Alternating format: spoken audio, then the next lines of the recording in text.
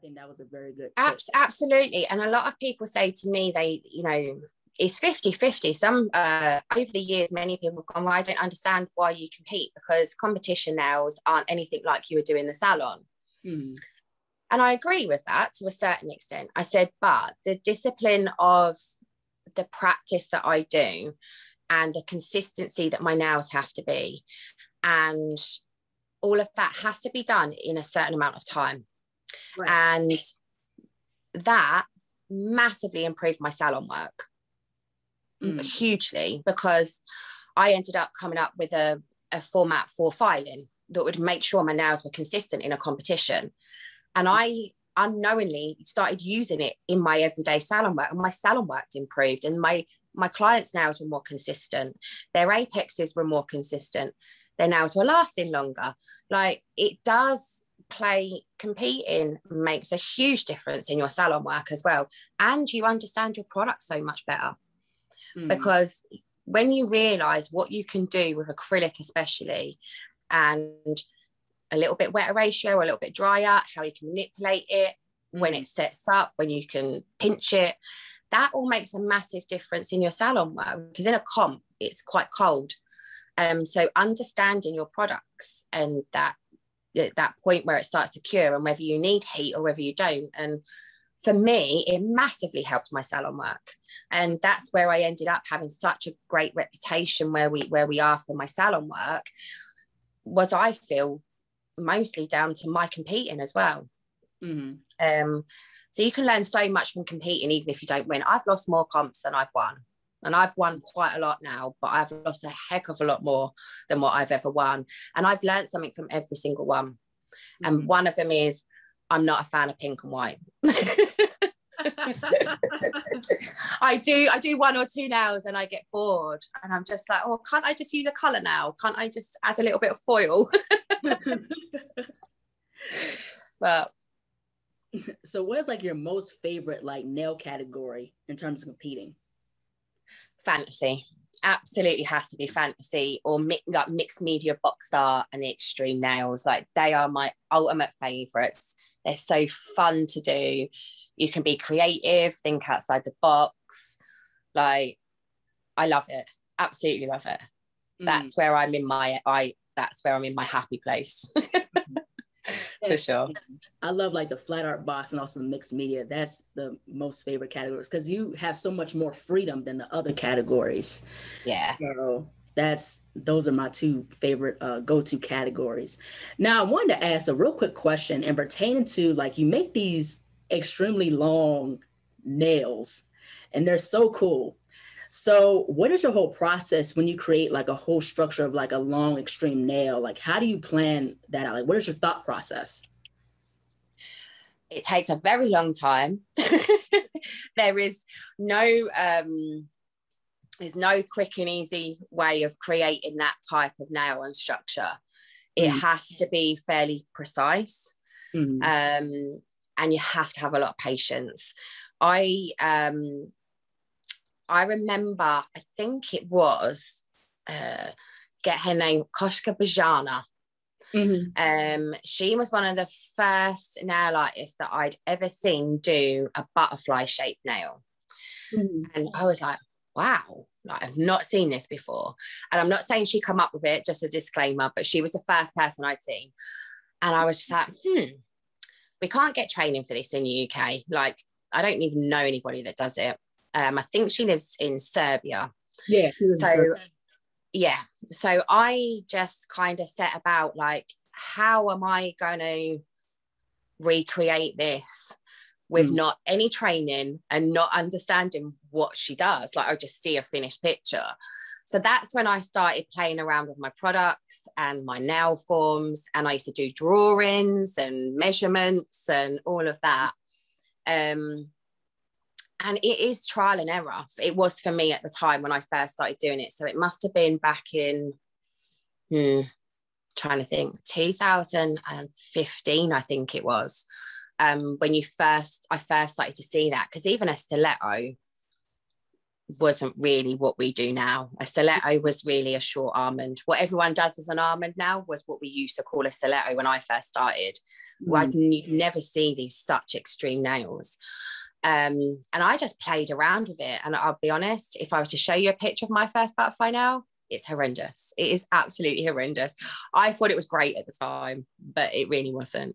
And that's when I started looking for training and doing a bit more, you know, sort of the extreme side. And there's not many people that specialize in it, to be honest, from what I see. But over the years, I just, it's drawing and getting the dimensions and stuff. And it's just pinch, pinch, pinch form, pinch the product. Just keep doing it until you got it right. And then eventually, the more practice I did, the better they become. And then Kosha Bajana come over to the UK a few years ago, maybe about 4 years ago, and got the chance to go and do the training with her. And to be honest, you know, it's what I thought it was going to be, but I had to take that time to get there myself. And it would have been easier if we had the training available. And then I also did some training with Christy Pauletti as well. She does the most beautiful extreme nails. But the process of them long nails, in all honesty, if you was to work on them day and night, it would still take me 5 days to complete one hand. Wow. That's the reality. Yeah, I was like, wow, because I can kind of tell that takes a lot of time, especially, you know, you trying to do a nail that's super long, like inches long, like good Lord. And the thing is, when a nail gets that thin and pointy on the end, if you think we're using acrylics or gels, and when you start filing, if you knock that, it's happening, it snaps off. You're like, oh my God, I've just spent the last 6 hours doing this nail and it's just broke. No way.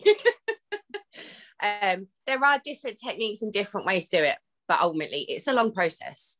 I'm probably the first one to actually come out and say it. It's the truth though. It does, you know, and it can take, you know, I'll sit there and to be spot on, precise, you know, and all of that. And a lot of the time, I personally do them off of a real person. There's no way you're going to get a real person sit there for nearly 5 days on and off, you know, with breaks and dinner and sleep. You're not going to get it. So you have to measure up, and you have to create a way of being able to do that.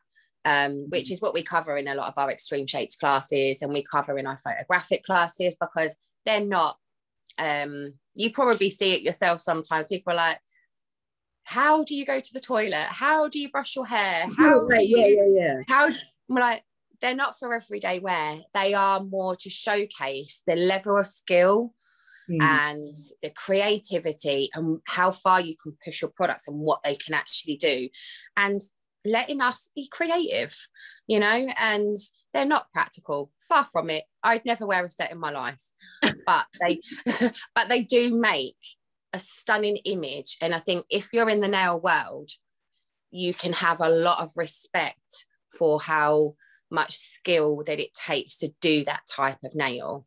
And that's how I feel about it. Yes, they're not practical. I'd never do a set on my clients. They wouldn't last 5 minutes. They'd really hurt themselves. But if you can do that, boy, you can do anything. That's how I see it. If you can do that type of nail, I don't need to teach you. Right.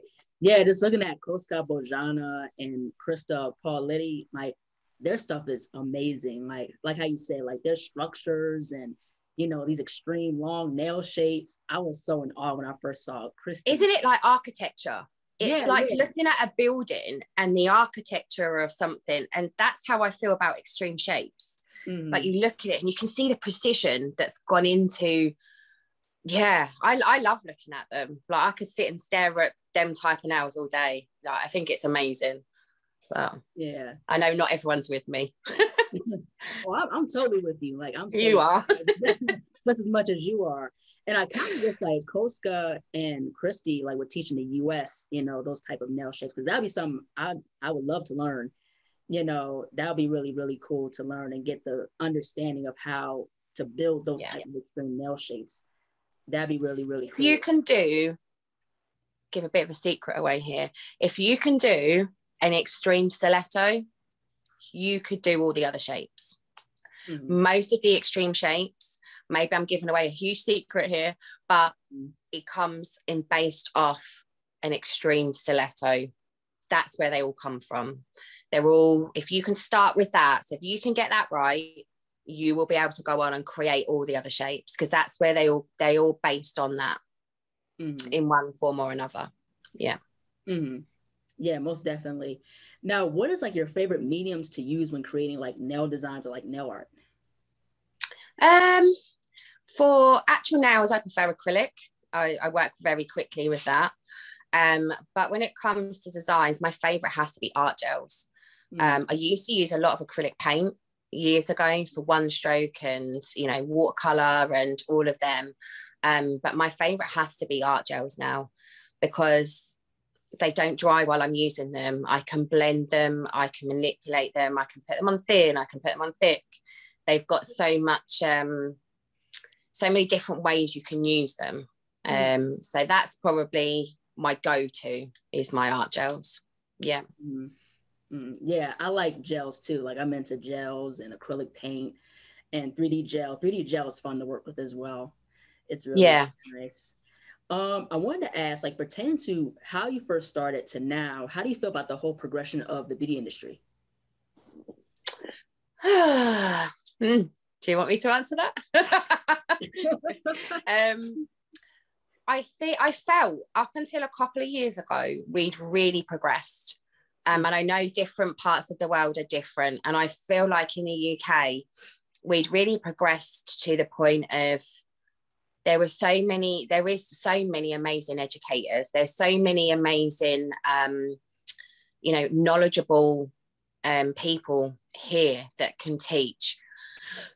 And I'll be completely honest, I feel like it's been watered down the last couple of years.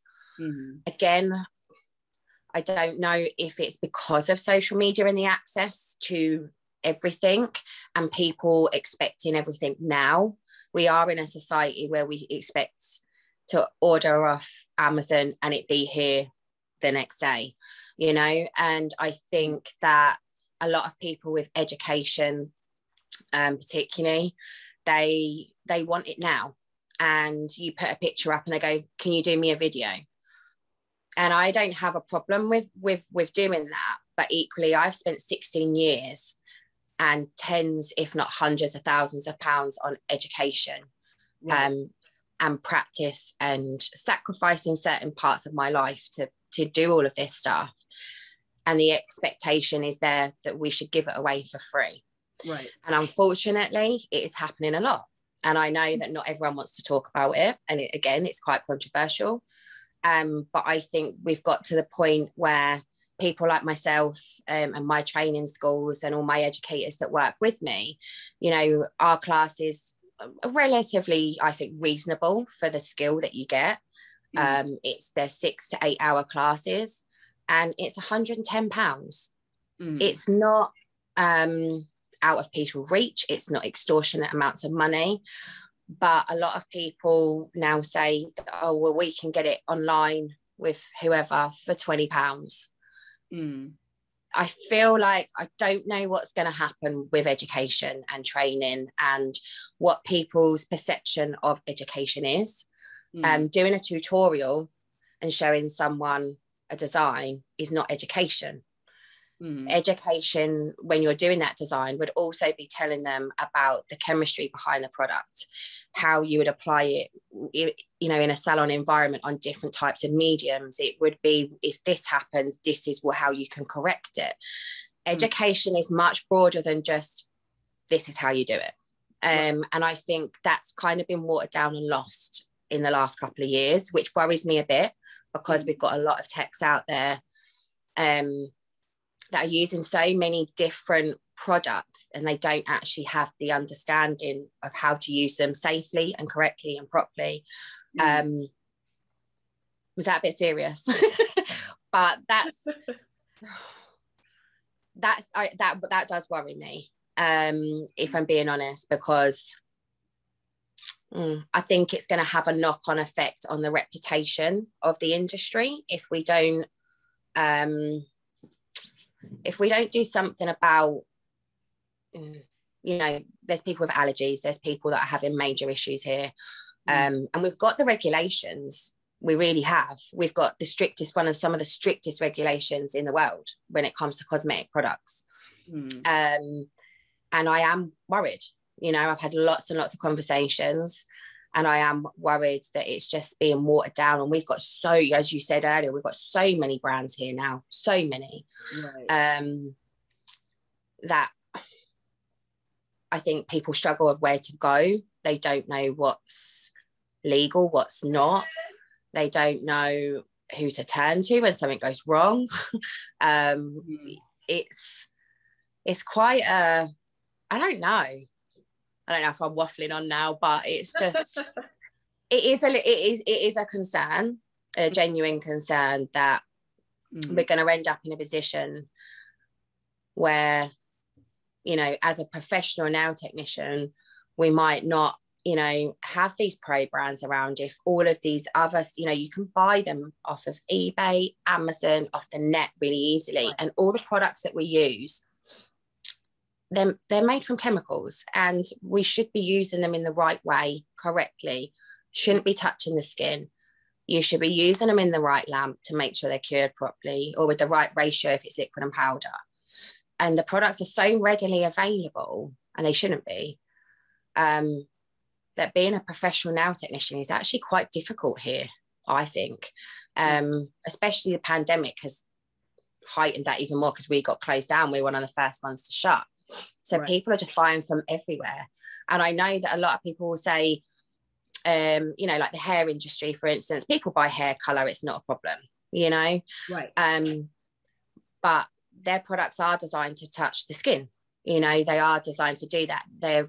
My understanding is a lot of the hair colors you can buy off the shelf in the supermarkets, are, lesser versions of what a pro does. That's not the case for nails at the moment. The products that we can get access to, unless you've got a really good brand that won't sell to consumers, your customers are exposing themselves to these products, and they think it's just painting it on. And they're wiping around with their fingers afterwards, and you see a lot of pros doing it as well. And I just think it could potentially cause some long-term damage, because once you're allergic to a product or a chemical, you're allergic to it for life. So it doesn't matter whether you move on to the next brand, unless it's not got that chemical in, you can't use it, and it can have really long-term effects. There's a lot of, you've probably heard Marion Newman, who is prevalent in the UK and writes a lot of books and does a lot of stuff. And, a lot of hip replacements and knee joints and dentistry, all of these other things have these chemicals in that we also use in nails. So if you become allergic to it and you get ill, or you need a hip replacement or a knee replacement, you might not be able to have that just because of a misuse of a nail product years before. That's a bit deep, but it's a bit of a worry that if something's not done about it soon, and it's taken a bit more seriously, I feel like the nail industry isn't always taken very serious by governments and by regulators and stuff. Because I suppose relatively the nail industry is still quite new compared to a lot of other industries like the hair industry and stuff. We've been around for 40, 50 years ish, maybe a bit longer. I don't know, maybe I'm wrong on that, but it's actually quite a short amount of time. And we've had so much development and so many amazing new formulations and new products quite quickly. And I just think they need to be in the right hands. I waffled on. Can you cut that bit out when I said that? But I totally understand where you're coming from. And I think that's what's not as talked about, especially like with allergies, especially certain products, especially the ones that aren't made within the best quality, can cause like a lot of allergies or certain diseases. I think that's something that people don't talk about either. And also I like how you covered the fact with the nail industry as a whole, it should be taken more seriously. And nail educators, especially the ones who have competed, the ones who have been around the world, doing distributing and stuff like that, I think us as nail artists, especially within my generation, should know a lot of these different things, like distribution, the importance of nail prep, the importance of nail structure and things of that nature. And that's very important. And, especially, the whole thing with the nail industry, and I guess why it's watered down a little bit, like how you said too, is because of social media. Like you have like TikTok, you have Instagram, so you have a lot of people that do these like quick videos instead of like a breakdown. And people like yourself, you guys do a full breakdown of the whole process of how you build a nail, of how you do a certain design, and I think, educators should be given a bit more credit, and of course, YouTube is there, you can see the information for free, but of course, also, I think we need to have a balance, and I think so. I think, within the nail industry too, I can kind of see where we've lost a little bit of that balance a little bit, especially the points that you came up with and, or that you brought up, rather, so yeah, I'm glad you talked about that, like with allergies and, how certain products can affect, things like, internally.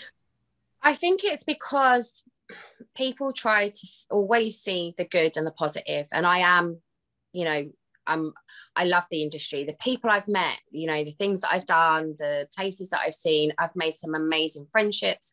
I've got amazing clients. I can make amazing nails. Like it is positive. But right. Unfortunately, there is that side to our industry that not many people want to talk about. And if we don't start talking about it and making sure that people are aware of it, it's not necessarily something that's covered in education, even at the start in the private education here. Because people just want to do a 2-day course and learn how to put it on. That's all they're interested in.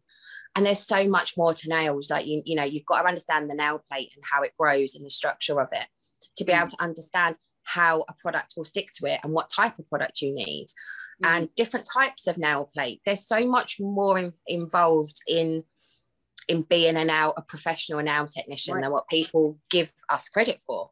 I think they think it's, and I said earlier, I openly admit I was one of them ones. Can't be that hard. Only sticking some stuff on some nails.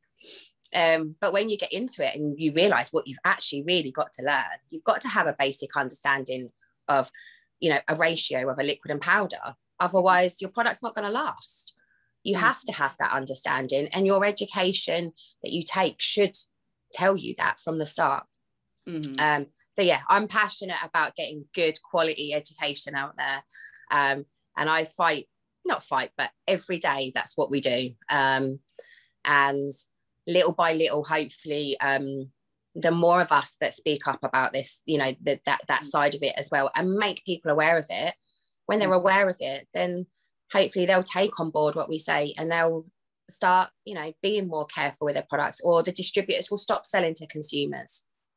Yeah, that's definitely, I can agree with that.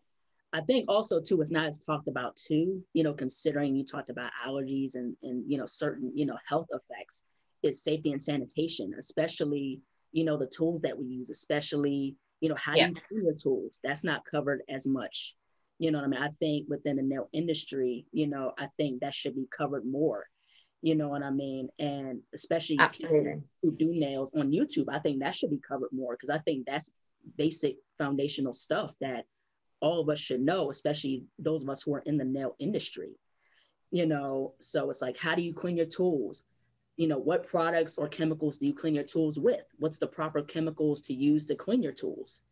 You can't just clean them with just soap and water, so that's the thing. So I think also too, safety and sanitation, I think we have to learn a lot more, especially in my generation. Yeah, and I think it is very easy when you see YouTube or TikToks or IGTV videos and you see all of that, and you don't see, very rarely do you see that side, do you? You only ever see, painting the product on, curing it, and the design. You don't see that side of it. So a lot of people, it's kind of like a muscle memory thing. Like when we do our classes, someone keeps seeing the same thing over and over again. That's or the only part they're going to remember is what they keep seeing. And if they're not seeing that other stuff and they're not being told it, then they're not likely to do it.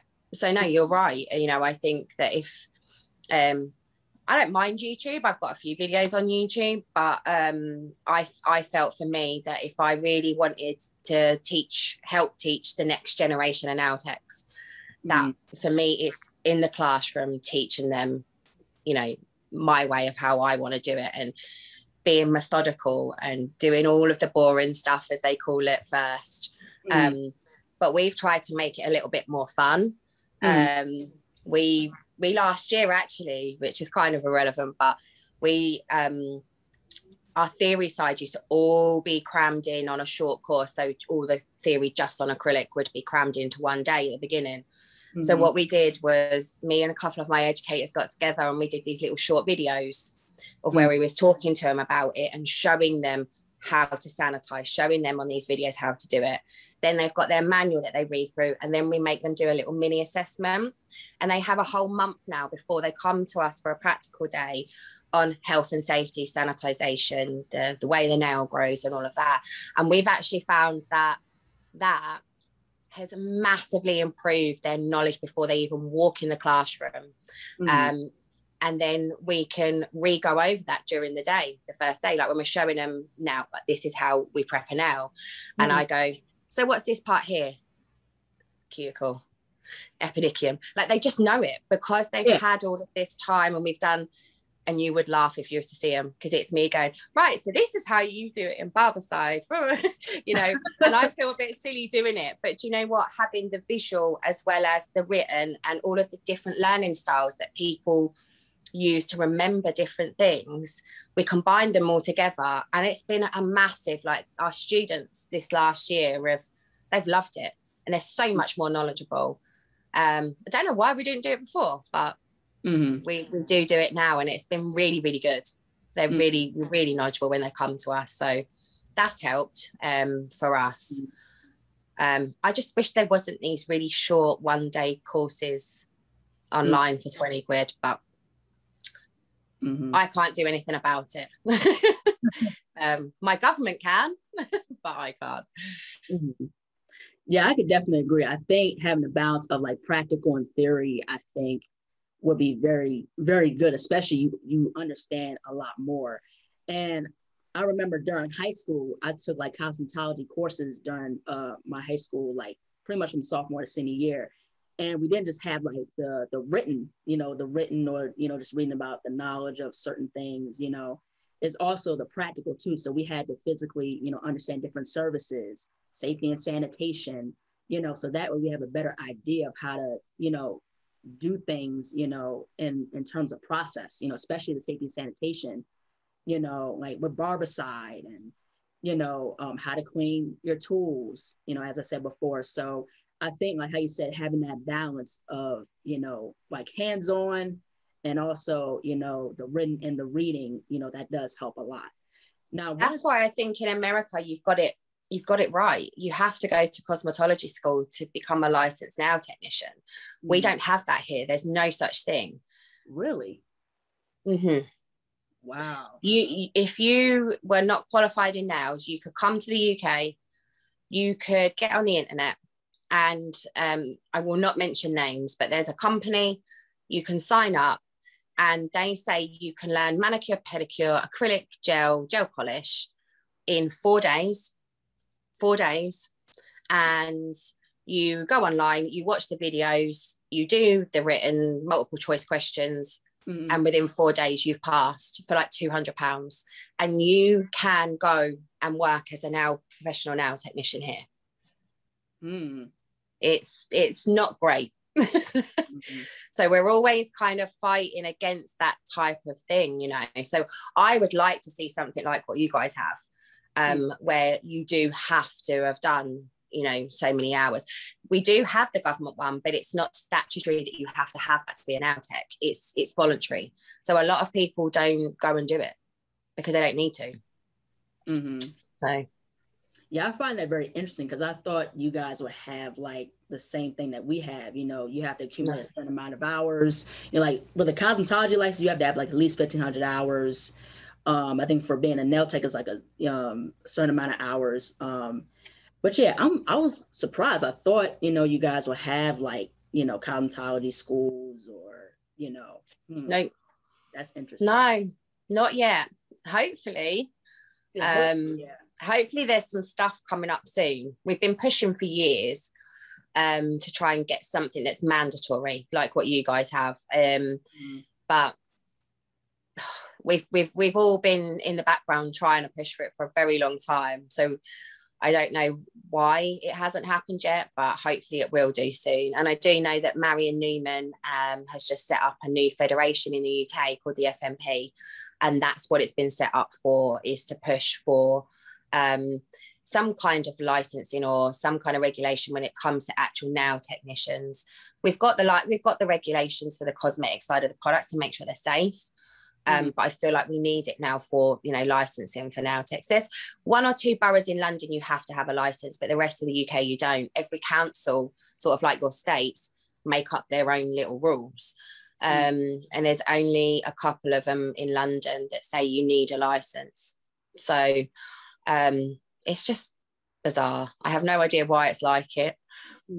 I have no idea, but we need it.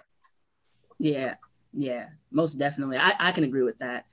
Now, how do you define like success in the beauty industry, considering the amount of experience that you've had with competing and, having your own business? Like, how would you define success in the beauty industry? I think success is different for everybody. I think that I felt like I succeeded the first time I won my nail competition. And then I set myself another goal.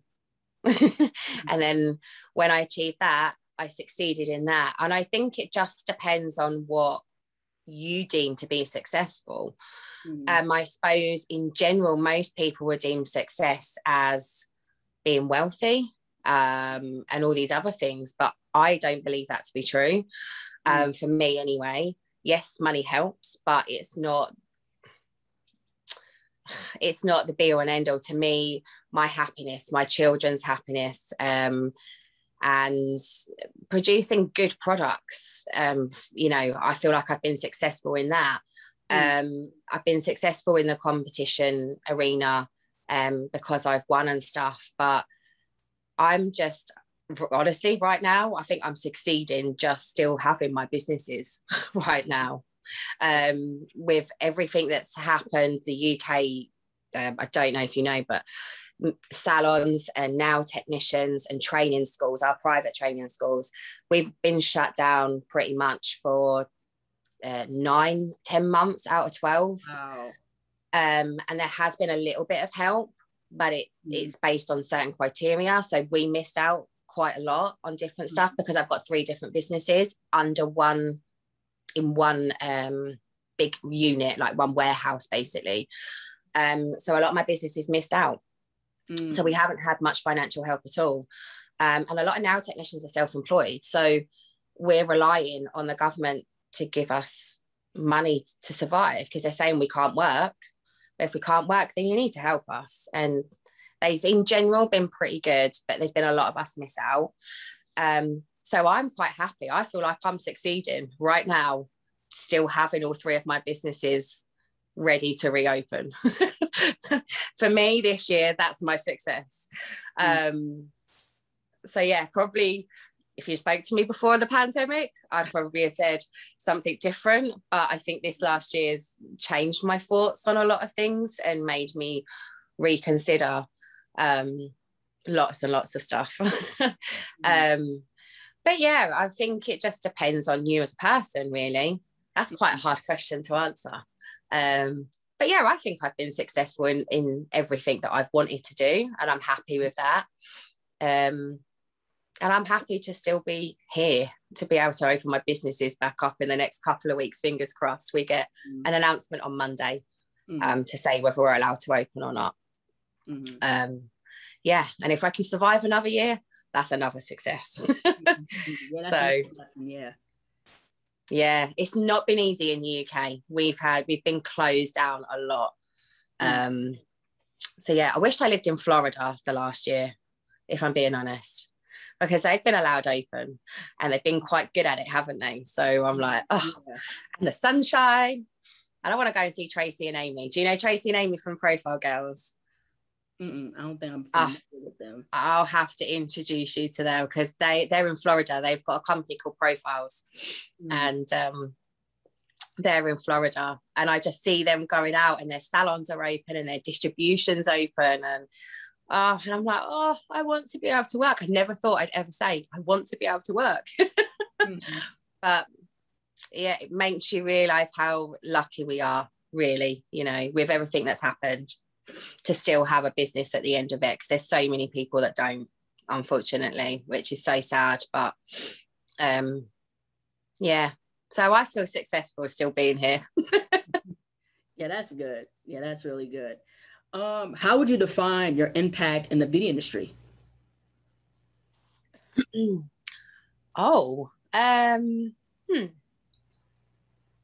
I don't know. That's a really hard question. I think, I don't know. I don't know if to say this or not. I'd like to think that most people look at me as normal working class girl from a small town, 3 young kids. I was on my own and single for a little time of that as well. And if I can do it, you can do it. I kind of feel like I think that that's what a lot of people probably would think, you know, when it comes to that. I hope that they look at me and think, do you know what, if Hazel can do that, I know I can. Because from my background, like all the stuff that's happened that we haven't spoken about as well, it's just, I never in a million years thought little old me would be able to travel the world teaching, competing, helping other people, you know, have a career, or inspiring other people. Or I find it some days quite strange. I'm like, oh, okay. Like when you get messages from people and they're lovely, you know, I'm not saying they're not, and they're like, oh, you inspire me so much to do this. And I'm like, what, me? Like sometimes I have to be like, what, me? Really? And I'm like, wow, like I didn't realize that I would have that impact on other people and how much I can help. And I think that's over the last few years is what made me sort of spurred me on to want to do more education and more traveling and help more people. Because I think, wow, like I can actually do that, you know, little old Hazel from Norfolk in England that no one's ever heard of, you know. So yeah, so that's a good feeling as well. Like that's success as well. Like being able to help other people, not knowingly. Yeah, most definitely. And also one last question, where can people find you on social media, as well as how can people get access to your products? I have got so many pages and profiles. We have the Akzentz UK pages on both Facebook and Instagram. I'm rubbish on TikTok. I can't use the platform to save my life. I've tried and I just can't get on with it. So I'm on there, but I don't put much on. And then Instagram is at Hazel Dixon, and the same with Facebook. I try to keep them the same. And then we've got the Hazel HD Nail Academies as well on both platforms. And then we also have HD Pro Nails, which is the HD professional brand. So we've got 4 different different places. We try to keep products in the right place, if that makes sense, and then education in one, and then I showcase that all of my personal stuff on my pages. But they do cross-link, and they do all, so they can find that. And then in America, Gina Silvestro is my distributor for my brand, and that's at Gel Essentials with a Z. And then we're also just launched in Sweden, which is exciting. So in Europe, it's She Soul Salon is our distributor there. And then my website is hazeldixonnails.com for products. So we still ship worldwide. So if anyone's interested, then yeah, we're on there. All right. Well, thank you so much, Miss Hazel. It's such a great pleasure to, get to know you. And thank you so much for taking the time out. I'm so inspired by your work. Your work is incredible. The credentials that you have is so incredible. Oh, And thank you. I'm very inspired by your work. You know, I'm inspired by your work ethic and your artistry. And I like how you continue to inspire other people, and also too, you know, get people continuously informed about the ins and outs of the nail industry. So that's really cool too. So thank you so much with your knowledge and insight. You know, thank you so much again. It's been a great opportunity.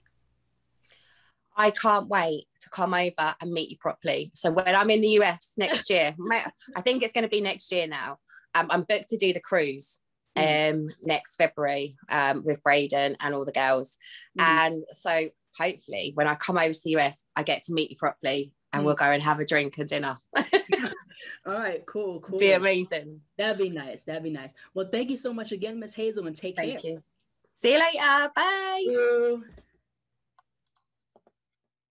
Hello, everyone. Thank you so much for watching. Please like, comment, share, and subscribe to the channel. Be sure to click the bell for notifications. Also, follow me on my social media platforms, as well as visiting my website, ASIATAHBIRD.com, and be on the lookout for more videos to come soon. Take care, stay safe, and stay healthy.